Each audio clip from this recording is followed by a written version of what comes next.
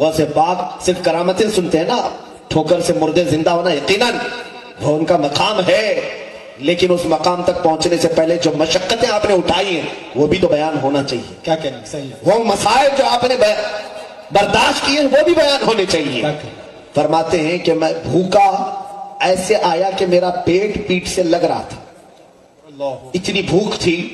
ایک مسجد میں آ کر کے سو گیا، قریب کی ایک مسجد تھی، اور جیسے ہی میں وہاں لیٹا، ظہر کا وقت تھا، دیکھا تھوڑی دیر کے بعد ایک تاجر مسجد میں داخل ہوا، تجارت کرنے والا، بغداد میں بہت آتے تھے.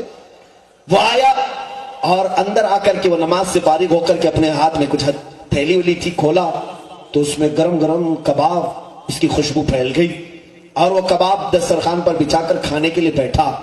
غوث پاک فرماتے میری نظریں اس طرف گئی تو اس نے مجھے دیکھا اور کہا بیٹا آ جاؤ دسترخوان میں شریک ہو جاؤ. فرماتے ہیں سنت یہ ہے کہ جب بھوک لگے اور کوئی بلائے تو نہ کہا جائے، شریک ہو جائے. میں شریک ہو گیا، دسترخوان پر بیٹھا. جب کھانے کی بات آئی تو اس نے مجھ سے پوچھا کہ تم کیا کرتے ہو؟ کہا میں پڑھتا ہوں، یہاں پر طالب علم ہوں. تو اس نے چونک کر کہا بہت اچھا ہوا کہ ایک طالب علم سے میری ملاقات ہوئی، میرا ایک مسئلہ تم سالو کر دو گے، حل کر دو گے؟ کہا بولے آپ کا کیا مسئلہ ہے؟ وہ تاجر کہتا ہے در حقیقت میں جیلان سے آیا ہوں، جو غوث پاک کا مادری وطن ہے، جہاں آپ کے پیدا ہوئے. کہتا ہے میں جیلان سے آیا ہوں، تجارت کی غرض سے آیا تھا، تجارت میں بہت لاس ہو گیا، سب لٹ گیا. لیکن ایک بات ہے کہ میں جب جیلان سے نکل رہا تھا تو ایک بہت ہی عفت شعار خاتون ہے ہمارے شہر کی، جس کا نام فاطمہ ام الخیر ہے. سبحان اللہ. یہ غوث پاک کی ماں ہے. سبحان اللہ. فاطمہ ام الخیر بڑی پردہ نشین خاتون ہے. اس نے میرے ہاتھ کچھ درہم بھجوائے.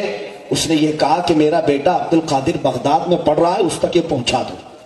تو میں وہ لے کر کے تو آیا، لیکن یہاں اتنے دن رہا، تجارت میں پورا خسارہ ہو گیا، مال ختم ہو گیا. اخیر میں میرے پاس صرف وہی درہم بچے تھے. بھوک کی اتنی شدت تھی کہ انہی درہموں سے میں ایک کباب خرید کر کے لے آیا. یہ جو ابھی کھا رہا ہوں یہ اسی بچے کے پیسوں کے کباب ہیں، میں وہ کھانے کے لیے بیٹھا ہوں.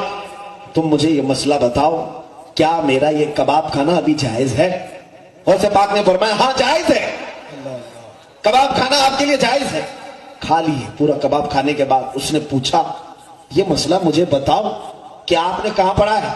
کسی کے بھی کباب کو کھانے کی آپ اجازت کیسے دے سکتے ہیں؟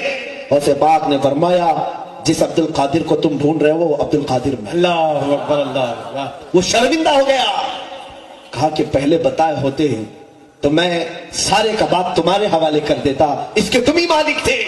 غوث پاک نے فرمایا میں کسی کو کھلانے کے وقت اسے شرمندہ کر کے کھلانا نہیں چاہتا. اللہ اکبر. یا اولیاء کی شان ہے تو دیتے بھی ہیں تو احسان نہیں جتاتے. ہاں بے شک بے شک. شرمندگی نہ ہو. عزیزان گرامی، غوث پاک اپنے طالب علمی کے زمانے کی حالات بیان کر رہے ہیں. کباب بھی کھا لیے، پیسے بھی ختم ہوئے، پوری زندگی اسی طرح کی چلی، حتیٰ کہ اتنی مشقتیں آپ نے اٹھائی. ایک روایت میں نے سنی تھی بزرگوں سے. غوث الورا فرماتے ہیں ایک وقت ایک تاجر آیا بغداد میں، مجھ سے ملاقات کیا اور کہا تم عبد القادر ہو؟ کہا تمہاری ماں بڑی بیمار ہے.